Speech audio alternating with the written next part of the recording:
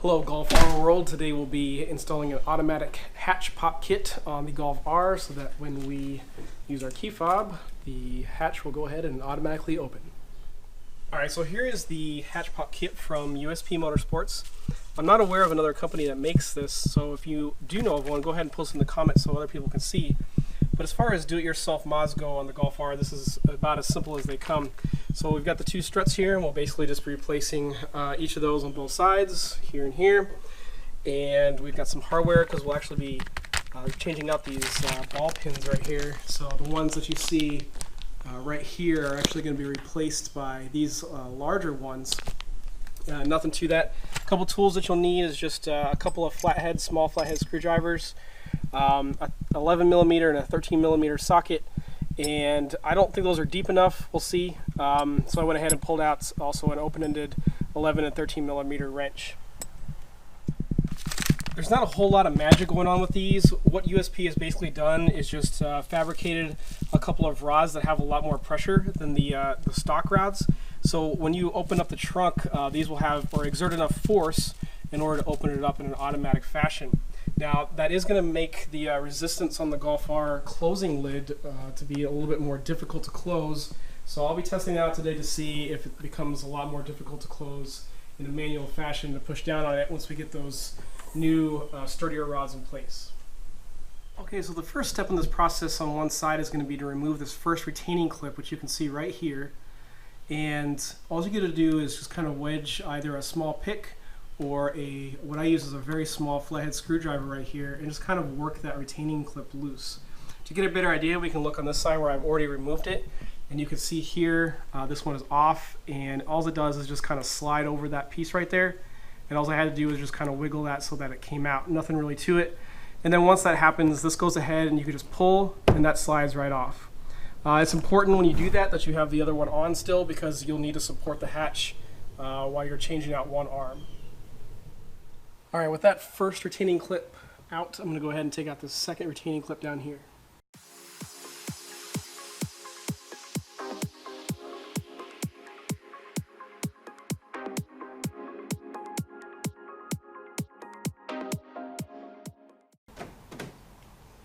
Alright, second retaining clip using two flatheads.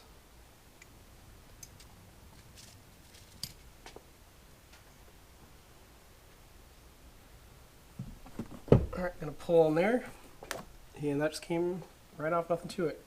Now it's fallen a little bit. I tied it up at the top, but the second, it's heavy enough that the second, that second one is not holding it. So I'm going to go ahead and take these off. As I suspected, for some of these the socket is not deep enough, so I'm going to have to use an open-end wrench to get those off.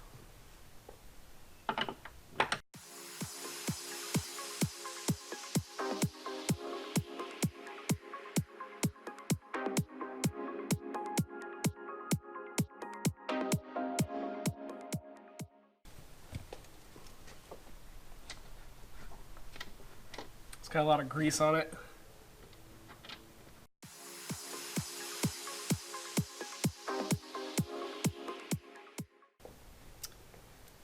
Alright, first one out.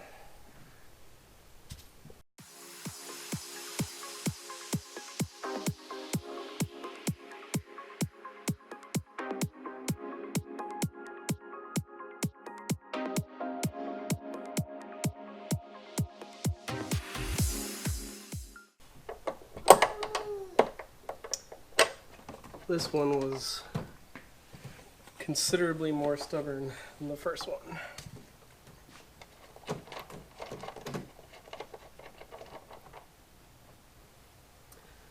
Alright, second one out.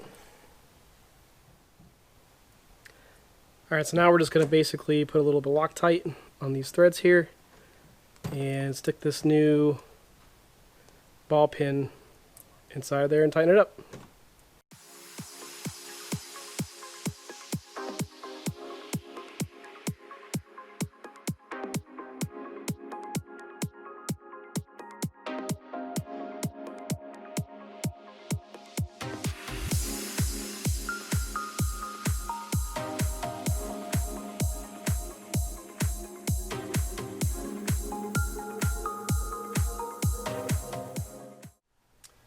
Okay, now we should be good to mount the new pins, and the label side is going to be going on the hatch side. So like this.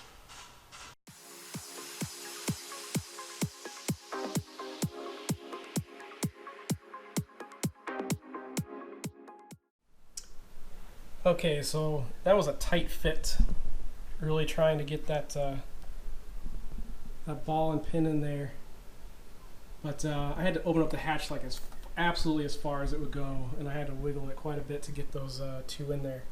But everything's in. Now I just got to put the retaining clips in, which are going to be in the bag. So our retaining clips, and hopefully you can see it, but there's a hole there, and you can see a hole here, and essentially those retaining clips are just going to go in there and hold this in place. Okay, so I was having a really hard time getting the retaining pins to go inside the holes, and as it turns out, you just gotta push really hard to get this to snap in. You'll hear a nice satisfying snap as that goes in, and now that I've done that, the retaining pin is able to slide in there effortlessly. So if you're having any problems with the retaining clip at all, you haven't popped this in far enough into that ball. Okay, so the first one's in. She's working pretty okay. I don't think we're ready to close her yet. We got to do the other side, and we'll go ahead and get started on that now.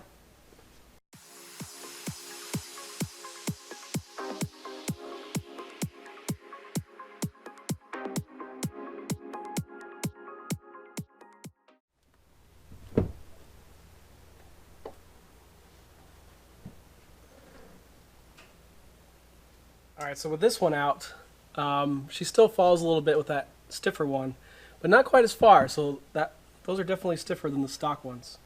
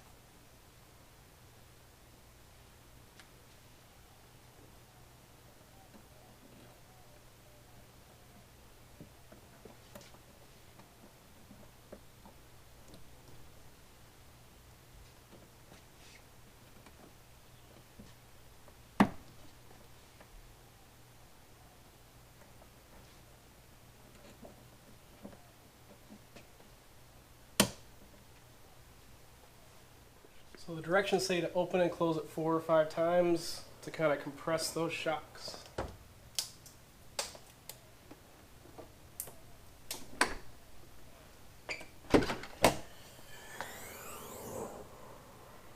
So far she feels a lot stiffer. Oh, this time feels better.